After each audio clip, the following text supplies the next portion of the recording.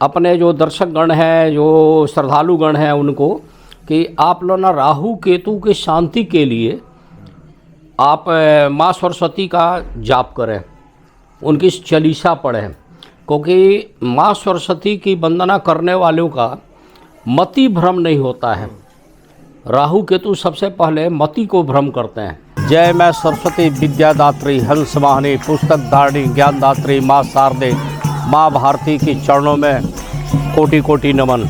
वरदे वीणा वादिनी वरदे वरदे मां वरदे वरदे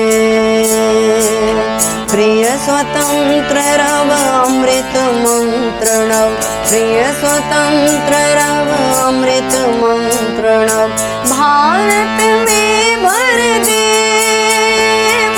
भारत में भर दे वीणा वादिनी वरदे वरदे मां वरदे। जय सिया राम। वीणा पुस्तक रंजित हस्ते भगवती भारती देवी नमस्ते। आप सभी को बसंत पंचमी की ढेरों शुभकामनाएं। चूँकि आज के दिन इस धरा पे प्राकट्य हुआ था माँ सरस्वती का। माँ सरस्वती बुद्धि और विद्या की अधिष्ठात्री देवी है और हम सभी माँ सरस्वती से प्रार्थना करते हैं कि वो बुद्धि और विद्या हमें प्रदान करें, जिससे कि संसार सागर को हम सही भांति से समझते हुए इसे पार पा सकें। और आज इस शुभ मौके पर हमारे सामने उपस्थित हैं ज्योतिषाचार्य डॉक्टर रजनीकांत श्रीवास्तव जी। स्वागत है आपका। जय सिया राम। और बसंत पंचमी के शुभ मौके पर आज आचार्य जी आपको बताएंगे कि माता सरस्वती को हम प्रसन्न कैसे करें और जो विद्यार्थी हैं वो विद्या अर्जन किस प्रकार से करें, उनके हृदय में किस प्रकार से माँ सरस्वती का वास हो और बुद्धि और विद्या की उन्हें प्राप्ति हो। जय श्री राम। देखिए दर्शकगण, आप भी जानते हैं और आपने सुना भी होगा और सदियों से परंपरा भी रही है और ये मान्यता है कि माँ सरस्वती का प्रादुर्भाव इस धरा पे आज ही के दिन हुई थी, बसंत पंचमी के शुभ अवसर पर। और कुछ ऐसा संयोग है कि आज भी कई दुर्लभ योग बना हुआ है, जैसे कार्य सिद्धि योग, इस तरह के कई सिद्धि योग में माँ सरस्वती की जगह जगह पूजन हो रही है। उसी क्रम में हम लोग के यहाँ भी हुई है। माँ सरस्वती के विषय में कहा गया है कि ये आपके जीभा पे बसती हैं और आपके बुद्धि को नियंत्रित भी करती हैं।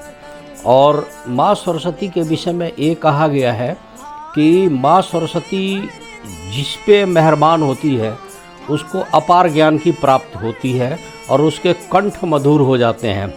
जितने भी हमारे सिंगर वगैरह हैं, गायक वगैरह, कला क्षेत्र से जुड़े लोग, कला निधि के जो धनी लोग होते हैं, उन पे माँ सरस्वती की ही कृपा रहती है। जैसे लता मंगेशकर की सुरीली आवाज़ को याद करें आप, तो कहा गया है कि उनके कंठ में ही सरस्वती का वास था। और भी कई गायिका हैं और कई गायक लोग हैं जिनकी आवाज़ में माँ सरस्वती की लगता है कि उनकी संपूर्ण लगी हुई है। हम लोग भी सुबह उठते हैं तो बताया गया है कि आप बोलिए कराग्रे वस्ते लक्ष्मी कर मध्य सरस्वती कर मूलतु गोविंदम प्रभाते कर दर्शनम। मैं ज्योतिषाचार्य हूँ। हमें ये बताया गया और हम लोगों ने देखा भी, वेद पुराणों का अध्ययन किया कि माँ सरस्वती का जो ज्योतिषाचार्य पूजन करता है, उनका स्मरण करता है, उसकी बड़ी प्रखर विवेक ज्ञान उभरती है और माँ सरस्वती की कृपा रहती है। उसकी स्मृति का नाश नहीं होता है, उसकी मेमोरी बड़ी शार्प रहती है। और हम लोग सजेस्ट करते हैं अपने जो दर्शक गण हैं, जो श्रद्धालु गण हैं, उनको कि आप लोग ना राहु केतु की शांति के लिए आप माँ सरस्वती का जाप करें, उनकी चालीसा पढ़ें, क्योंकि माँ सरस्वती की वंदना करने वालों का मति भ्रम नहीं होता है। राहु केतु सबसे पहले मति को भ्रम करते हैं। और जितने विद्यार्थी हैं, स्टूडेंट हैं, उनके विषय में भी कहा गया है कि अगर माँ सरस्वती का आह्वान करता है और पूजन करते हैं या उनको प्रणाम करके अध्ययन करने के लिए बैठते हैं, तो उस आदमी की इतनी शार्प बुद्धि होती है, कम पढ़ता है ज़्यादा उसकी मेमोरी में आ जाती है, फीड हो जाती है। इसलिए सरस्वती जी की पूजन की परंपरा सदियों से आती रही है और सरस्वती जी के सब लोग प्रणाम करते हैं। ये भी हम लोगों को बताया गया है कि एक दिन में 3-4 बार माँ सरस्वती जीभा पर विचरण करती हैं। बाई देवे उस टाइम में कोई अच्छी बात आप बोल रहे हैं तो सत्य हो जाती है, या गलत बात मुंह से निकल रही है तो वही बात सत्य हो जाती है। तो कहा गया है कि कभी भी मुंह से वाणी से गलत शब्द किसी के लिए प्रयोग न करें। माँ सरस्वती की इतनी कृपा है।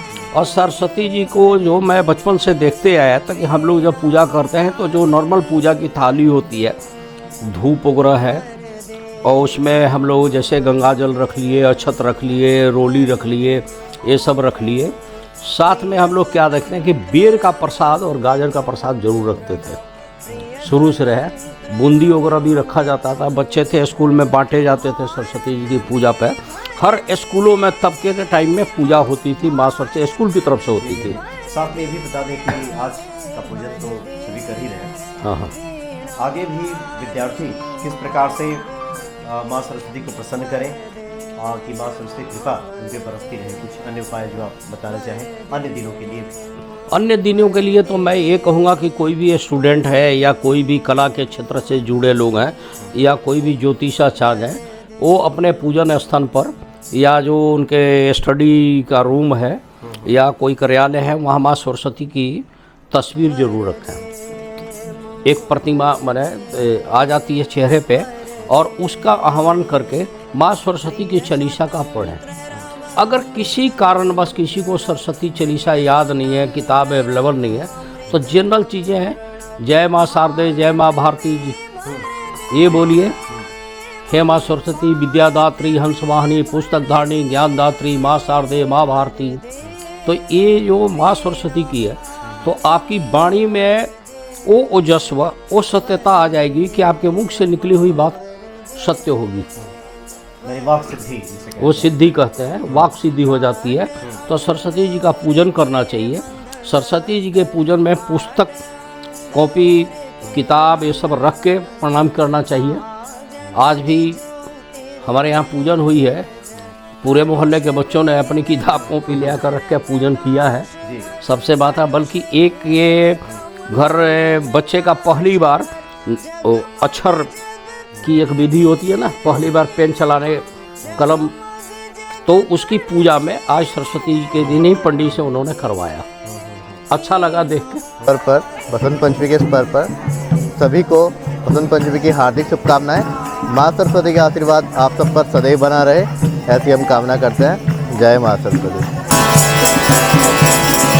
नवगति नवलय ताल छंद, नवगति नवलय ताल छंद, नवल कंठ नव जलद मंगल, नवल कंठ नव जलद मंगल, नव नभ के नव विहंग वृंद को, नव नभ के नव विहंग वृंद को, नव पर नव स्वर दे,